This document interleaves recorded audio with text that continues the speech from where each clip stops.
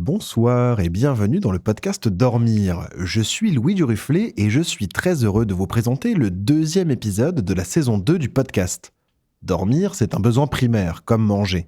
Et de la même manière que les repas, ça n'est pas que manger, se coucher, ça n'est pas que dormir. Et ça fait du bien de s'en parler. Vous allez découvrir dans ce podcast le rapport que quelqu'un entretient à son sommeil sous le format d'une interview. Cette semaine, c'est un épisode un peu particulier parce que j'ai le plaisir d'accueillir dans cette émission Aurore, artiste et initiatrice du projet L'Illuminar, une association dont je suis le trésorier. Vous le savez peut-être, mais nous sommes en pleine semaine du podcaston. Pendant 7 jours, plus de 300 animateurs et animatrices de podcasts se mobilisent pour mettre en valeur le monde associatif et ses valeurs. C'est une belle mobilisation et il était naturel que Dormir y participe, bien sûr. On en reparle en fin d'épisode, mais dans ce contexte, j'ai le plaisir donc d'inviter Aurore, initiatrice du projet L'Illuminar.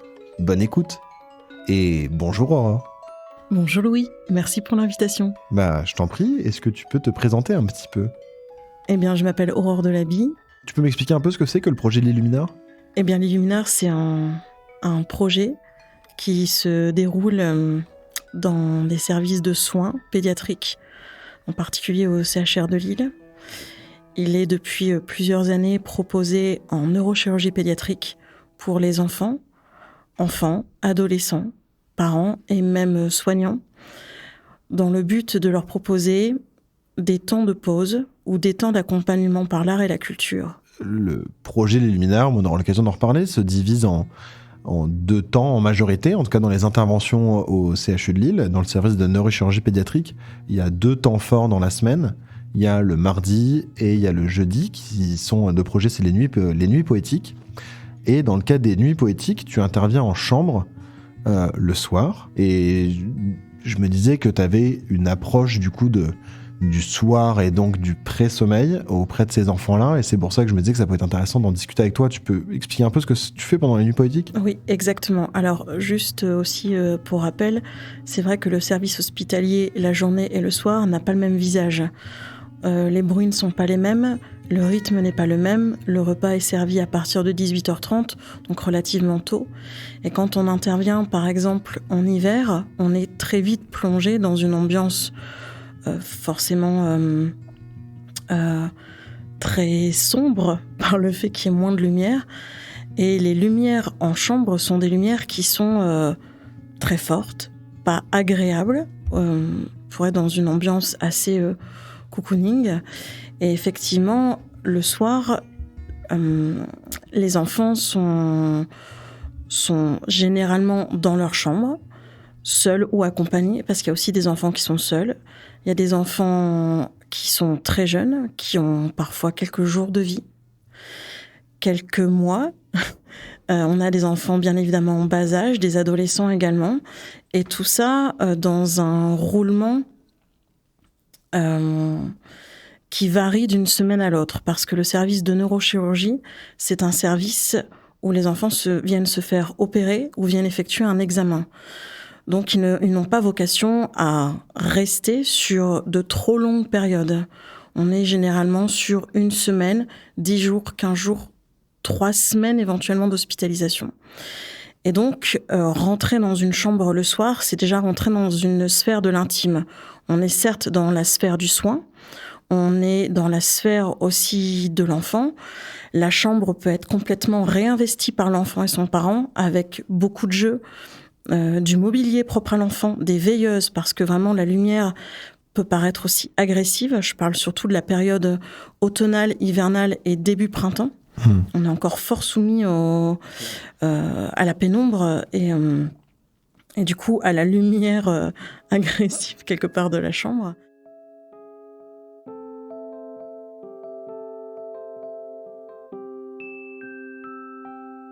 Et il y a aussi tout l'univers propre de l'enfant, comme des dessins, des doudous, des couvertures aussi qui peuvent déjà aussi, moi, me faire prendre conscience que je suis dans la chambre d'un enfant et pas dans la chambre forcément de l'hôpital, du service de soins. Voilà, donc, oui, d'une personne malade, c'est exactement. Avant tout... Et donc cette action, le jeudi soir, s'appelle les nuits poétiques. C'est comment amener des temps calmes, des temps doux et surtout de la poésie et de la merveille. Ce service de soins est un service qui est lourd, un service où les enfants parfois sont dans des situations physiques, pathologiques lourdes, complexes. On a aussi une variété de pathologies allant des enfants ayant subi des maltraitances, des bébés secoués, des enfants ayant subi des traumas crâniens pour diverses raisons, accidents ou autres, et aussi malheureusement des enfants qui ont des cancers. Donc rentrer dans une chambre, c'est rentrer dans une intimité, c'est rentrer aussi dans une histoire, puisqu'il y a également toute une partie où on va avoir des transmissions qui sont absolument essentielles et nécessaires pour situer un peu le contexte médical de manière très générale. Bien évidemment, il y a le secret médical. Moi, je ne connais pas en fait les tenants et les aboutissants. Mais quand tu dis transmission, c'est entre l'équipe soignante et toi ? Exactement, entre l'équipe soignante et moi, il y a un rapport de confiance qui s'est installé maintenant depuis 5 ans. Donc on est vraiment dans le fait d'échanger correctement en amont sur si l'enfant voit, si l'enfant est capable aussi d'accepter la petite prestation que je vais lui proposer, c'est-à-dire un spectacle de lumière.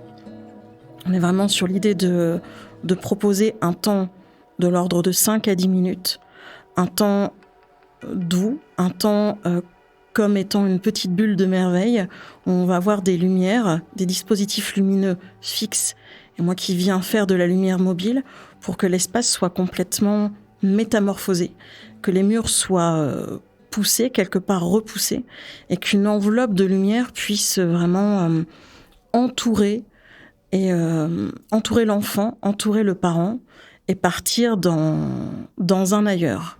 Alors, partir dans l'ailleurs, c'est aussi très subjectif, puisque c'est propre à chacun.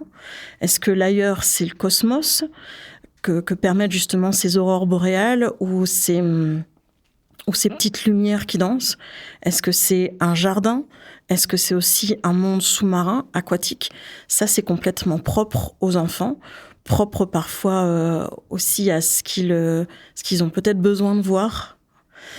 Donc c'est ces temps-là qui sont des petites bulles de merveille, mais surtout des petites bulles complètement créées pour l'enfant et complètement pensées pour la chambre et pour l'enfant.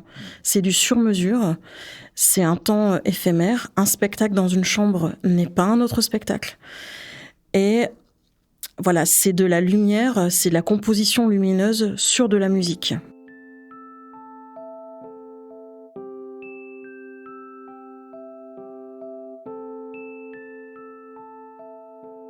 Tu viens pas toute seule en plus. Non, je ne viens pas toute seule parce que justement, rentrer dans la sphère de l'intime, ça suppose aussi rentrer en contact avec l'enfant, pouvoir lui parler, pouvoir l'approcher. Et pour l'approcher, eh bien, il y a Kiwi.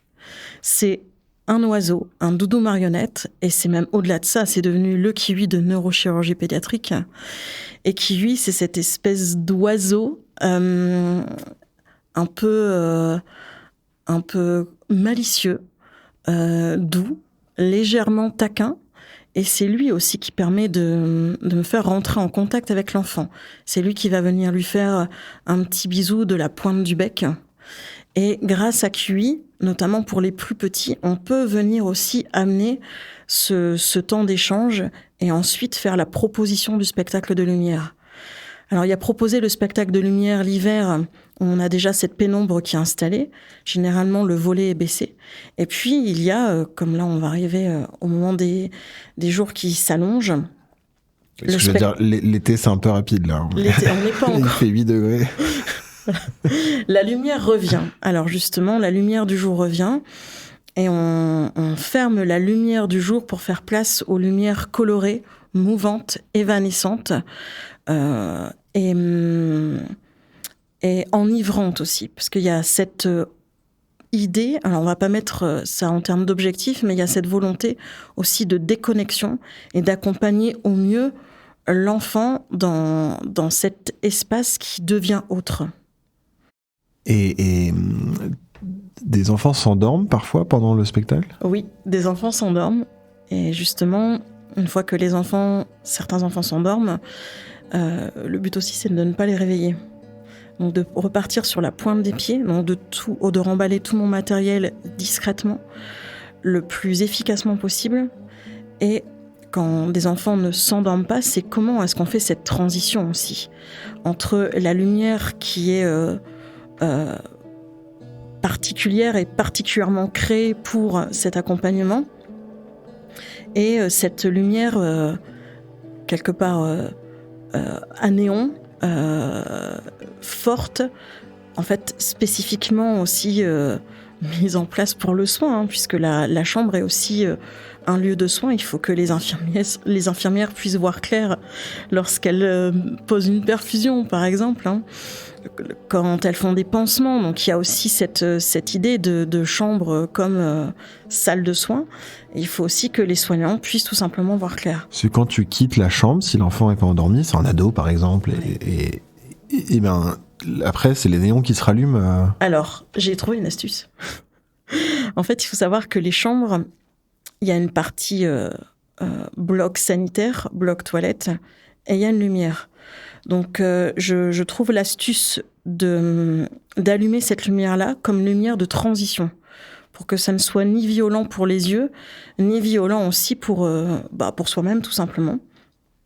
Et quand on a la lumière du jour, comme là, avec les beaux jours qui reviennent, c'est la lumière du jour, en fait, qui réhabille la pièce. Il y a cette idée aussi de remarquer une transition et de réhabituer le regard et de réhabiller la pièce qui va redevenir soit toute blanche, soit avec l'habillage aussi que l'enfant et la famille ont mis sur les murs.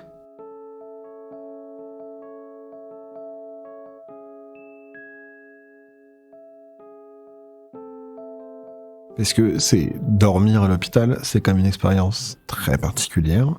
Oui. Complètement en dehors de son habitude, dans un endroit plus qui est stressant, qui a des odeurs spécifiques. Et il y a du bruit. Ouais. En fait, je pense qu'on oublie un peu le fait qu'il y ait beaucoup de sons.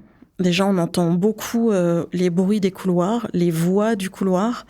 Il y a les bip-bip des machines. Et puis, moi, j'interviens le jeudi soir, et ça n'est pas n'importe quel soir, puisque généralement, le vendredi, il y a des blocs. Donc, ça va être des enfants qui vont être réveillés très tôt, parfois.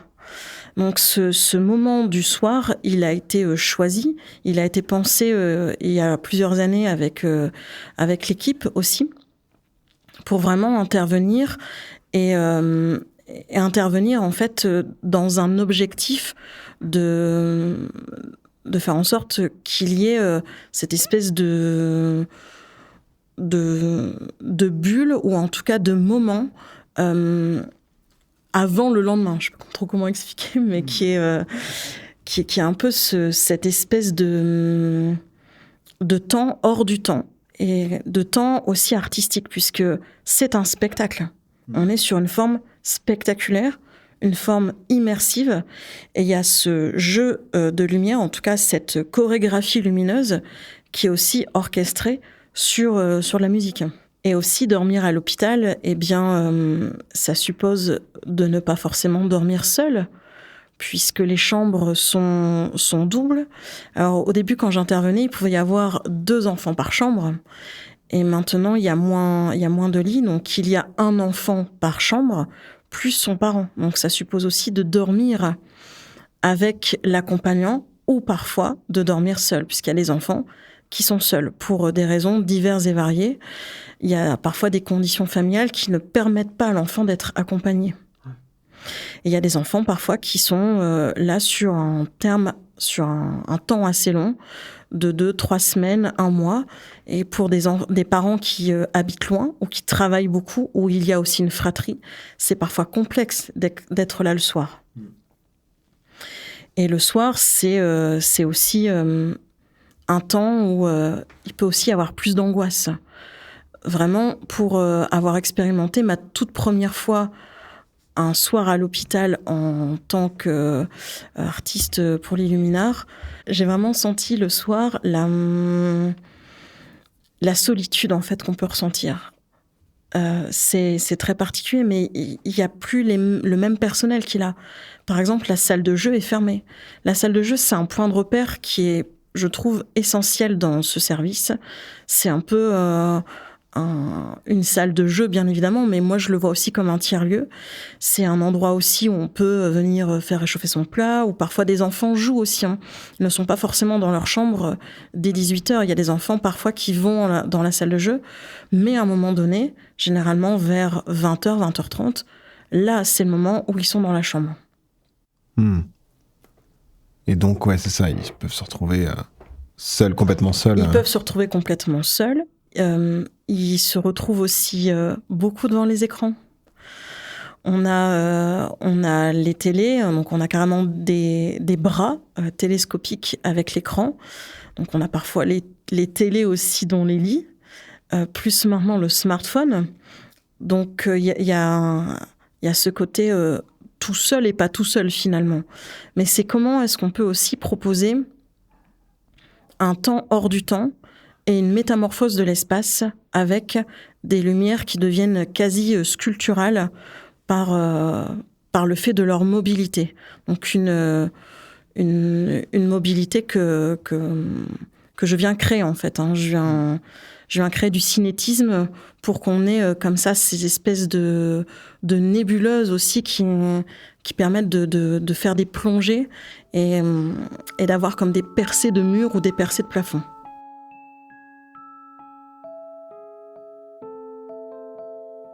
Ou est-ce que tu observes des rituels de coucher, des choses que tu utilises par exemple Alors, avec les enfants, notamment les plus petits, moi j'aime bien qu'ils me parlent de leur doudou. Voilà, puisque le doudou, c'est aussi ce qui rassure, ce qui est doux, ce qui les accompagne depuis la prime enfance. Alors, il ne faut pas croire, il y a des doudous qui accompagnent les adolescents aussi. Oui, beaucoup moi j'en connais qui accompagnent les adultes. Voilà. Donc, il n'y a pas de honte. Et Kiwi aussi, c'est un doudou. Donc, Kiwi vient rencontrer l'enfant et vient rencontrer les doudous. Donc, il y a ce côté aussi où l'enfant, finalement, est venu avec une part de lui-même aussi, une part qui le rassure, une part qui l'accompagne dans sa vie d'enfant, notamment au moment du coucher. Et puis, on a aussi des enfants qui ont des pyjamas assez rigolos. Tu veux dire quoi, avoir des pyjamas rigolos ? Il y a des pyjamas licornes, il y a des pyjamas... En fait, j'ai l'impression aussi que dormir à l'hôpital, tu viens aussi avec une part de ton intimité. Je pense que le sommeil n'est pas le même que chez soi. En tout cas, j'imagine, vu la quantité de bruit. Et puis en plus, il y a le passage du soir. C'est-à-dire qu'il y a le passage du repas à 18h30, mais il y a également le tour du soir. Le tour du soir des infirmières aux alentours de 21h, 21h30. Après les dernières transmissions entre l'équipe de jour, l'équipe de l'après-midi plutôt, et l'équipe du soir. Donc on a de nouveau un passage. Donc s'il y a des enfants qui dorment, parfois il se peut que certains enfants, j'imagine, soient réveillés. Et après il y a le réveil qui se fait tôt, puisqu'il y a le tour du matin. Et le tour du matin, si ma mémoire est bonne, doit se faire aux alentours de 8h, je pense. Donc c'est... Oui, c'est pas la méga nuit où tu peux te dire je me couche à 20h, je me réveille à 10h le lendemain. Et... Pas du tout. En même temps, je sais pas, moi c'est quelque chose que je fais pas, mais il y a des gens qui aiment bien faire ça. Il y a des gens qui aiment bien faire ça, mais vraiment là, on est soumis aussi au rythme de l'hôpital, au rythme du passage des soignants et au rythme du lendemain, notamment du bloc, s'il y a bloc.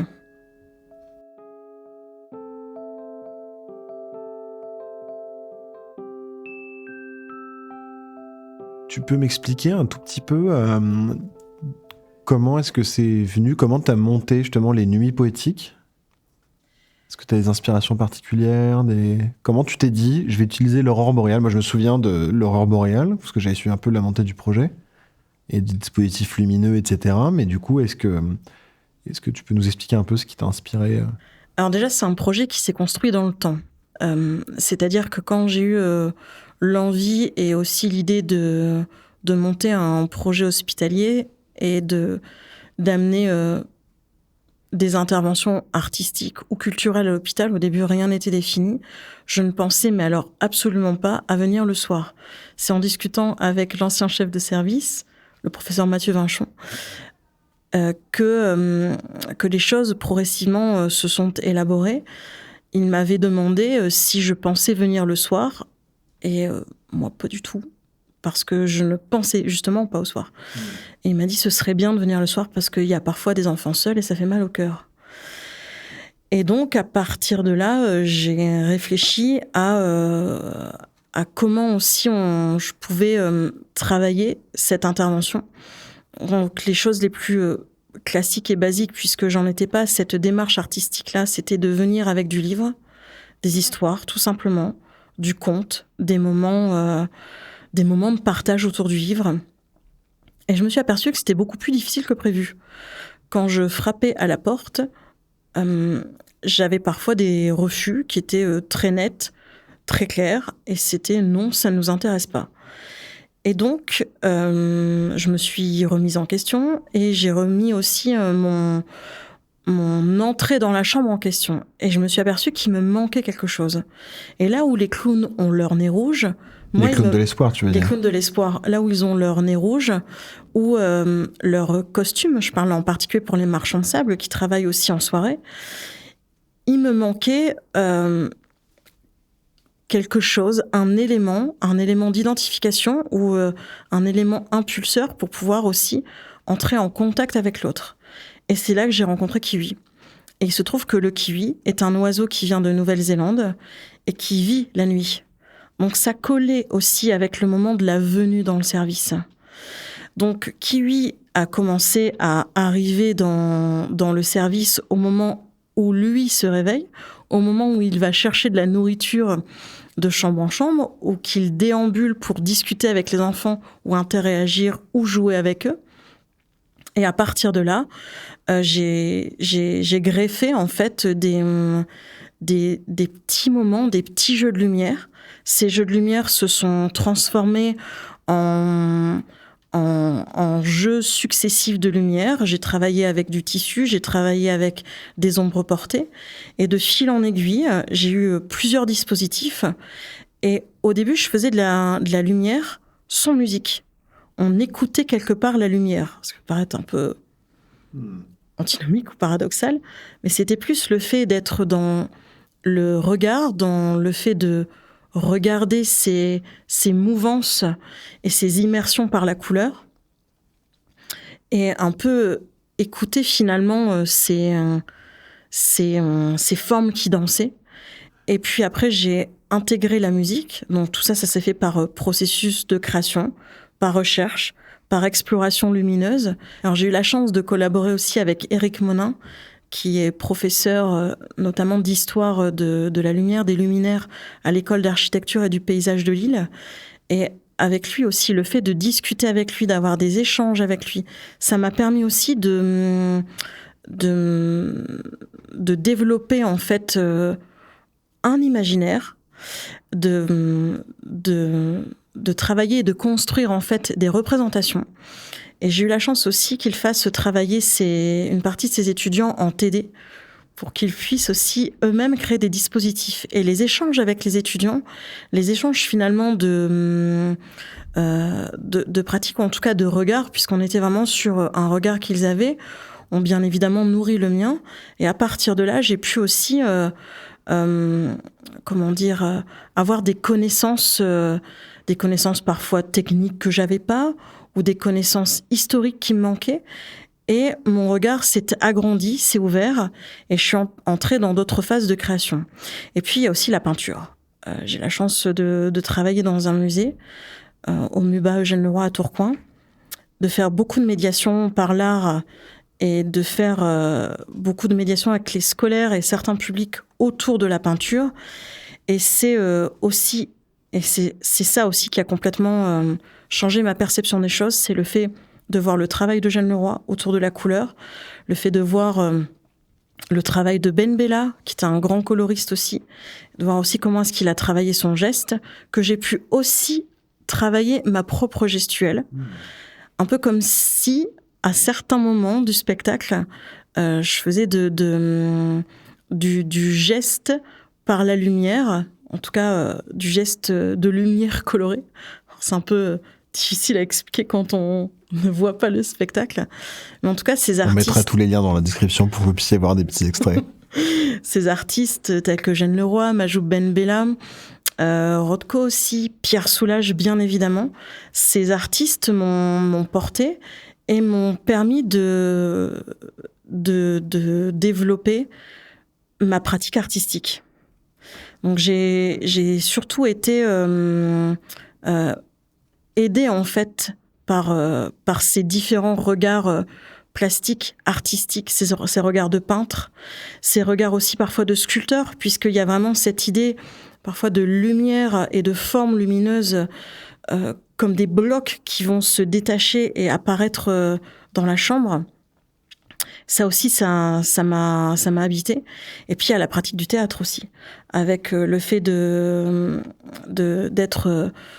sur scène, de faire du spectacle vivant, d'avoir ce rapport à la lumière, ces placements avec la lumière, ça m'a aussi inspiré. Et après, c'est à force de pratiquer, à force de chercher chez soi à 4 heures du matin, quand il fait noir, les soirs d'hiver, et de créer des dispositifs avec absolument rien, du tissu, des tubes, des miroirs, et je cherche régulièrement et je me fais mes propres explorations lumineuses pour enrichir mon travail, pour essayer aussi d'aller plus loin. Et maintenant, ce travail est accompagné de musique et je trouve des musiques qui fonctionnent avec le geste que je souhaite faire. Et j'arrive à avoir une chorégraphie maintenant. Des chorégraphies, des rythmiques, des ambiances aussi. Et ces ambiances, elles sont proposées aux enfants. Elles vont être proposées prochainement dans le service de gastronutrition à Jeanne de Flandre. Et elles sont ouvertes aux soignants aussi. Il y a des soignants qui sont invités dans la chambre, dans le service de neurochirurgie. Et j'ai eu la chance aussi d'être invitée par les cadres du service de neurochirurgie à faire un spectacle justement pour des soignants. Donc il y a aussi cette démarche de la part des cadres de santé de proposer ces temps-là pour de la qualité au travail également. Donc là, on commence à sortir finalement de la chambre pour aller... Oui, de la chambre de la nuit, de la chambre de la aussi. nuit, pour aller vers des moments de repos et de calme, de tranquillité, de voyage pour les soignants et bientôt pour d'autres types de publics.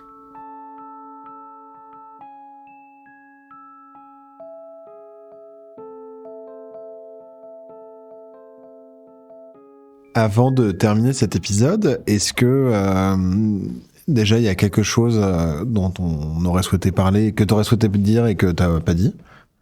J'aurais voulu remercier tous les gens qui m'ont accompagnée depuis plusieurs années, que ce soit les professionnels de santé du service de neurochirurgie pédiatrique, les chefs de service, les cadres, les éducatrices aussi de jeunes enfants, toute l'équipe de soins, vraiment, et puis aussi le CHU de Lille qui porte le projet, en particulier Karine Fraisse, qui est la déléguée culturelle et qui croit en ce projet depuis longtemps. Le service aussi communication et culture du CHU de Lille.